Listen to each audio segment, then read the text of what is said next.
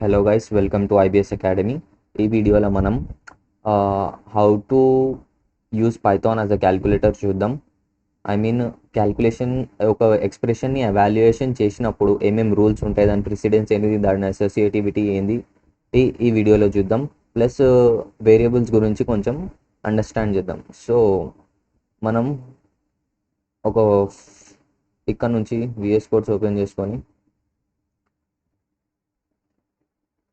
So ఈ లొకేషన్లో మనం విఎస్ కోడ్స్ మనం ఓపెన్ చేసుకున్నాం. సో మన పాత ఫైల్ని నేను కంటిన్యూ చేస్తున్నా. So Python print statement use చేసి మనము డైరెక్ట్లీ దీనిలో మనకు కావాల్సిన ఎక్స్ప్రెషన్ రాసుకోవచ్చు.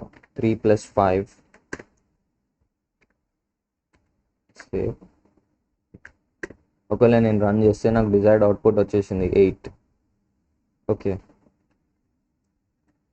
సపోజ్ నేను ఏమైనా రాసుకోవచ్చు, అడిషన్, మల్టిప్లికేషన్స్ ఏమైనా ఇవ్వచ్చు. అవుట్పుట్ 3. సో ఇక్కడ ఒకవేళ మనం డివిజన్ చేస్తే మనకు ఫ్లోటింగ్ వాల్యూ వస్తుంది. సపోజ్ 5/3 చేద్దాం. Ctrl+S. చూడండి, మనకు ఒక ఫ్లోటింగ్ వాల్యూ వచ్చింది. So this is nothing but floating value. ఒకవేళ మనకు ఇంటీజర్ వాల్యూ కావాలంటే సేమ్ దాన్ని 5/, ఇగండి ఇక్కడ మనకు 1 వచ్చింది.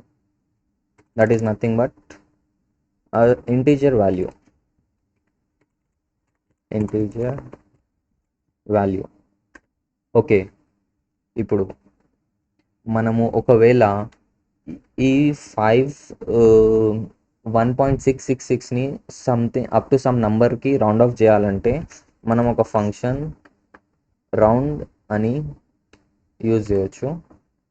5, 3, ఒకవేళ మనకు 4 డిజిట్స్ వరకు రౌండ్ ఆఫ్ కావాలంటే ఆర్ఎల్స్ 3 డిజిట్స్ అక్కడ 3 రాసేయండి. సో డైరెక్ట్లీ ప్రింట్ చేద్దాం. Save, print, run. సో నేను ఇక్కడ 3 ఇచ్చిన, అయితే పాయింట్ తర్వాత 3 డిజిట్స్ వరకు ఈ పైన నంబర్ రౌండ్ ఆఫ్ అయిపోయింది. ఓకే, అన్నిటిని కమెంట్ చేద్దాం. నౌ నెక్స్ట్, ఒకవేళ మనకు పవర్ క్యాల్కులేట్ చేయాలంటే సపోజ్ 3/2/3, 3/2 అది ఎట్లా క్యాల్కులేట్ చేయాలి? డైరెక్ట్ ప్రింట్ స్టేట్మెంట్లో 2**3 రాస్తే this is nothing but 2/3. Run, output వచ్చింది 8. ఓకే, సో ఒకవేళ మనకు ఒక ఎక్స్ప్రెషన్ ఇచ్చారు, ప్రింట్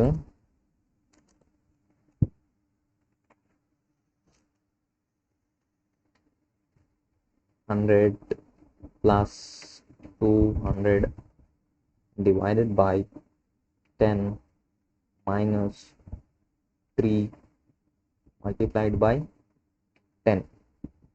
సో ఇట్లాంటిది ఒక ఎక్స్ప్రెషన్ మనకు ఉంది. సో దీన్ని ఎట్లా సాల్వ్ చేస్తాం? నార్మల్ బేసిక్ మ్యాథమెటిక్స్లో మనం బాడ్మాస్ రూల్ అప్లై చేసి సాల్వ్ చేస్తుండే, కానీ దీనిలో పైథాన్లో అట్లా చేయం. దీనిలో ప్రెసిడెన్స్ ఇంకా అసోసియేటివిటీ ఉంటుంది. సో ప్రెసిడెన్స్ ఇంకా అసోసియేటివిటీ, ఫర్ ఎగ్జాంపుల్ పారాంథసిస్కి చాలా హై ప్రెసిడెన్స్ ఉంటుంది. నెక్స్ట్ దాని తర్వాత వచ్చింది ఎక్స్పోనెంట్కి, దాని తర్వాత స్టార్, డివిజన్ ప్లస్ మాడ్యులస్ అంటే మోస్ట్ ఆఫ్ ద మెంబర్స్కి తెలియదేమో. సో మాడ్యులో దాని గురించి చెప్తాం. Modulo nothing but gives the remainder. So print 5/2, దీని అవుట్పుట్ రావాలి 1. సో వచ్చింది 1, అంటే remainder 5/2 is obviously 1. So modulus ఏం చేస్తుంది? రిమైండర్ ఇస్తుంది. సో దీన్ని అన్కమెంట్ చేద్దాం. So how this expression should be evaluated మనం ఒకసారి చూద్దాం. First, according to the precedence and associativity. Precedence దేనికి ఉంది ఎక్కువ? స్టార్కి, డివిజన్కి, ఇంకా దీనికి ఉంది. సో ఫస్ట్ ఏం చేయాలి? ఫస్ట్ స్టార్ ఎక్కడైతే ఉందో అది సాల్వ్ చేయాలి కదా, దాని తర్వాత మనం సాల్వ్ చేయాలి డివిజన్. ఓకే, సో సేమ్ ఎక్స్ప్రెషన్ని నెక్స్ట్ స్టెప్ ఏమవుతుంది? ప్లస్ అట్లనే పెట్టి 2 డివైడెడ్ బై, సరే పారాంథసిస్లో రాద్దాం, 200 divided by 10 minus 3 into 10, sorry 10. So the expression next step ఇట్లా ఎవాల్యూట్ చేయాలి. దీని తర్వాత దీని రిజల్ట్ ఏమొస్తుంది? 100 ప్లస్ 10 డివైడ్ 20, 200 డివైడెడ్ బై అంటే 20 మైనస్ హౌ మచ్? 30. సో ఇప్పుడు యాజ్ వి నో ప్లస్ ఇంకా మైనస్కి రెండింటికి ప్రెసిడెన్స్ ఏముంది? So directly answer 100 plus 20, 120 minus 30 is nothing but 90. So మన ఆన్సర్ రావాలి 90. ఒకసారి చూద్దాం, కంపైల్, రన్, ప్రింట్. సో మనకు వచ్చింది ఆన్సర్ 90. మనకు ఆన్సర్ వచ్చేసింది. సో ఇక్కడ మనం సాల్వ్ చేసినాం లెఫ్ట్ టు రైట్. ఇప్పుడు ఇక్కడ చూద్దాం, ఇన్ కేస్ ఆఫ్ ఎక్స్పోనెంట్ మనం సాల్వ్ చేయాలి. అసోసియేటివిటీ ఏంది? రైట్ టు లెఫ్ట్ ఉంటుంది. So associativity right to left అంటే దీన్ని కామెంట్ చేస్తాం. Now print, suppose 2 power 3 power 2 ఉందనుకోండి. ఫస్ట్ మనం ఏం సాల్వ్ చేయాలి? ఫస్ట్ మనం ఇది సాల్వ్ చేయాలి. 3 పవర్ 2 అంటే 3 పవర్ 2 అంటే 3 power 2 is 3 to the power 2 is nothing but 9, right? So ఇప్పుడు ద డిజైర్డ్ రిజల్ట్ ఏమొస్తుంది? 2 power 9, that is nothing but 512, right? So మనకు ఆ ఆన్సర్ ఏం రావాలి? 512 రావాలి. ఒకసారి సేవ్ చేసి రన్ చేద్దాం. So answer is nothing but 512. Okay, so ఇట్లా మనము ప్రిసిడెన్స్ ఇంకా అసోసియేటివిటీ చెక్ చేసుకుంటా సాల్వ్ చేయాలి ఎక్స్ప్రెషన్ చేయాలంటే. Not only in this thing, మనం జావాలో కూడా సేమ్ ప్రిసిడెన్స్ అసోసియేటివిటీ రూల్తోనే సాల్వ్ చేస్తాం ఎనీ ప్రోగ్రామింగ్ లాంగ్వేజ్. నౌ ఇప్పుడు మనకు ఏమంటాం, వేరియబుల్స్ గురించి చూద్దాం. So what is a variable? Variable is nothing but a name given to a data type. ఓకేనా? సో వేరే లాంగ్వేజెస్ సపోజ్ సి, జావా, దానిలో మనం ఇట్లా ఇంట్ ఏ ఈక్వల్ టు 10 అని రాస్తుండే. అంటే మనం ఏం టైపో అది కూడా మనం డిక్లేర్ చేస్తుండే ఇక్కడ in other languages other than Python. So మనకు పైథాన్ ఏం ఫ్లెక్సిబిలిటీ ఇస్తారంటే మీరు ఏం రాయకండి, డైరెక్ట్ ఏ ఈక్వల్ టు 10 రాయండి. అదే పైథాన్ ఇంటర్ప్రిటర్ దాన్ని అదే డిసైడ్ చేసుకుంటుంది అది ఏ టైపు. ఓకే, ఇప్పుడు మనం 100, ఓకే 100 రాసినామా, ఎంటర్, ప్రింట్ ఏ. ఒకవేళ ప్రింట్ ఏ చేస్తే డైరెక్ట్, సారీ పైన సేవ్ చేసుకోలే, సేవ్, సేమ్ రన్, 100. సో 100. ఇప్పుడు టైప్ చెక్ చేయాలంటే మనము ప్రింట్ జస్ట్ టైప్ వద్దండి, type of A, control S, save. Now class ఏంది? Class int. మనకు వచ్చింది ఏ ఏందంటే ఇంట్ టైప్ ఏ.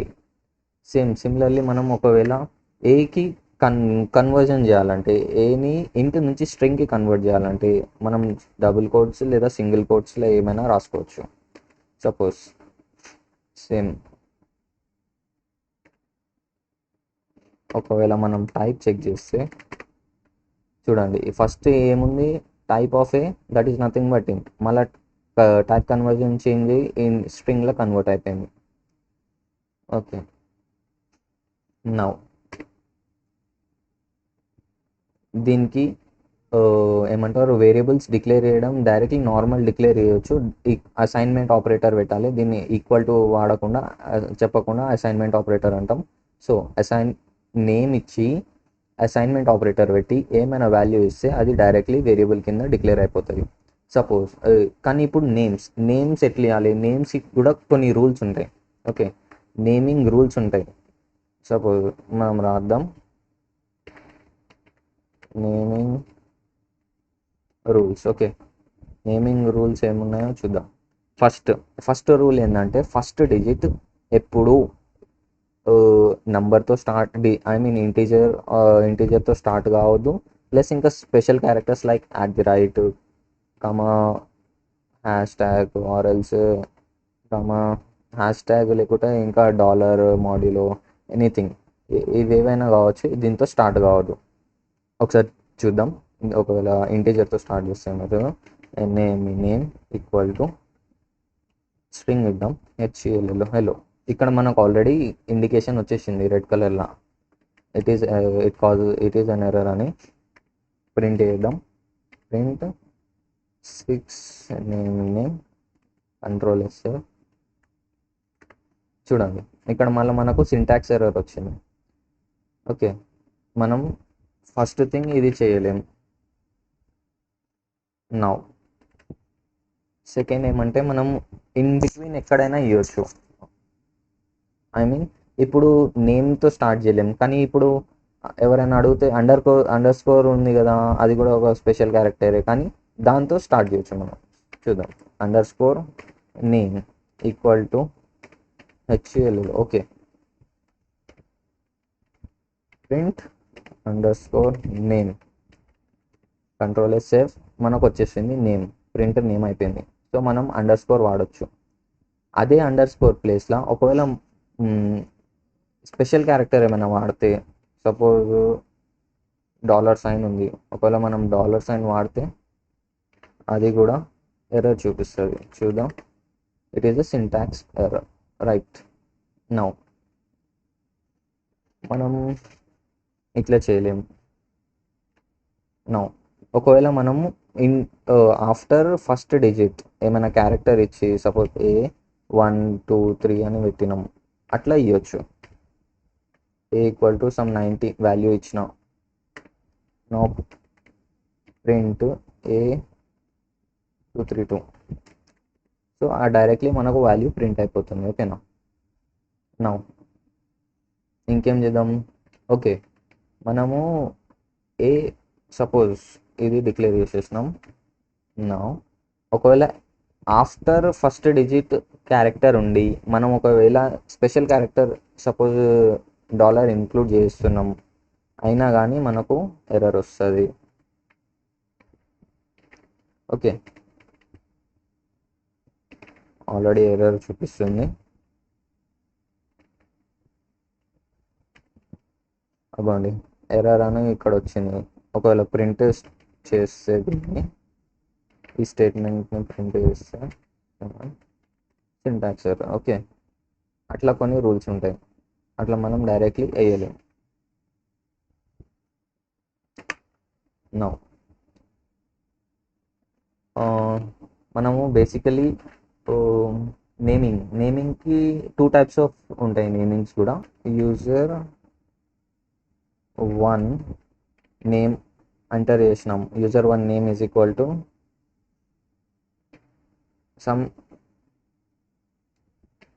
UPPAL ఉప్పల్ బాల్ ఉంది.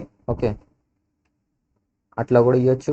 దీన్ని ఏమంటాము, దీన్ని నార్మల్. ఒకవేళ మనము వర్డ్స్ని సపరేట్ చేయాలంటే అండర్ స్కోర్ వాడాలి. ఓకేనా. అండర్ స్కోర్ వాడితే ఏం ప్రాబ్లం లేదు. దీన్ని స్నేక్ కేస్ రైటింగ్ అంటాం. Okay, snake case.